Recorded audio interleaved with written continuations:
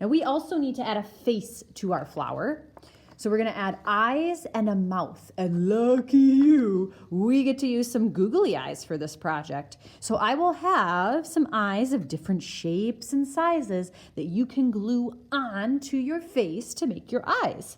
For the googly eyes, some of these come as stickers where I can just peel off the back and stick them on.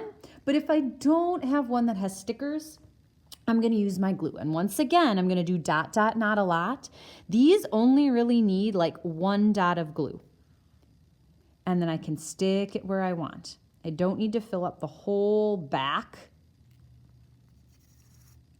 Let me show you what happens if I use too much glue. So, ooh, that's a pretty big dot, isn't it? When I stick that down on my paper, if I have too much glue and I push it, that glue squishes out the sides, and that doesn't look very nice. So if I'm noticing that my glue is squishing out the sides of the things that I attach, that means I'm using too much glue, and I should try maybe to use a little bit less next time. Now, what was the other thing that we talked about needing on your face? Right, a mouth. For my mouth, I have 3 choices of colors. I noticed that my petals are red, and if I use red for my mouth, I think it's going to be a lot of red. Pink, black. I think I'm going to use black for my mouth. Now, to cut a smile for my face, all I have to do is I'm going to hold on to one edge of my paper, and I'm going to cut a rainbow line up over my fingers. So a rainbow curves like this, like the letter U. So I hold it on the flat side, and I'm just going to cut over my fingers, making almost like the letter D shape or a U, turning my paper with my helper hand as I cut.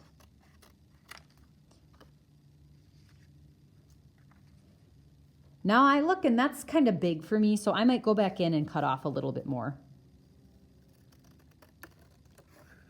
Make it a little bit smaller so that it fits on the face better. I don't want it to go onto my petals. That's not where the face goes.